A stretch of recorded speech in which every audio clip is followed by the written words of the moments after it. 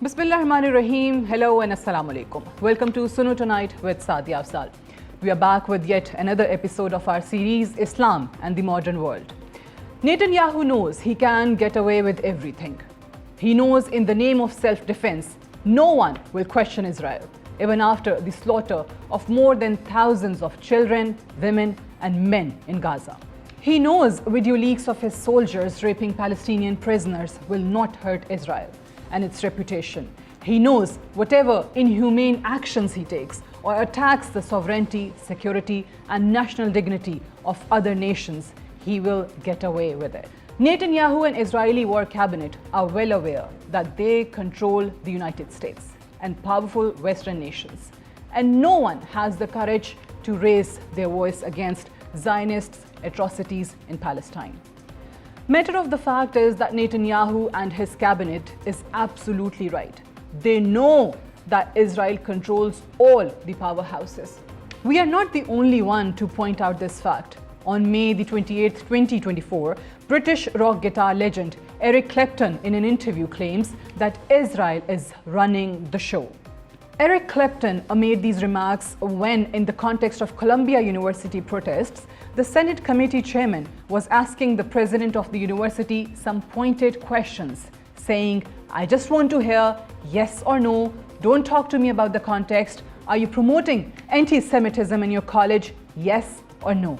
Clapton said that it was the American Israel Public Affairs Committee, AIPAC, who was behind the investigation. It's a lobby. Israel is running the world. Senate hearings sounded like Nuremberg trials. The Nuremberg trials were a series of criminal justice proceedings held by the victorious Allies against the serving high-ranking officials of the defeated Nazi German state. Getting back to Israel's influence in the US policymaking, American Israel Public Affairs Committee plays key role in building Zionists' hold. It is the largest pro-Israel lobby in America, which contributed more resources directly to the candidates than any other lobby. 98% of AIPAC-backed candidates won their general elections races in 2022, and in total, 365 pro-Israel Democrats and Republican candidates were financed. Additionally, the lobby helped to defeat 13 candidates who would have undermined the US-Israel relationship. Similarly, after taking the oath of the office of the President of the United States, Joe Biden assigned major positions to Jew leaders, including Secretary of State, CIA Deputy Director, Attorney General, Director of National Intelligence, Chief of Staff, Secretary Homeland Security, National Security Agency, Cybersecurity Director, and Secretary of Treasury were few of the important portfolios occupied by the United States' 2% population. These portfolios play a key role in implementing the Israeli policies.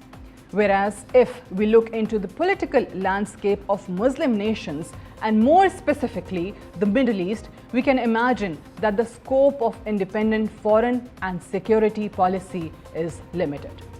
Muslim nations entirely or some of them partially rely on the security apparatus of the United States. The US military has an extensive footprint in the Middle East and maintains its forces in more than a dozen countries, like a watchdog on ships throughout the region's waters. In the past year, with Israel's invasion of Gaza and growing threats from Iran, the US has expanded to deter Iranian threats.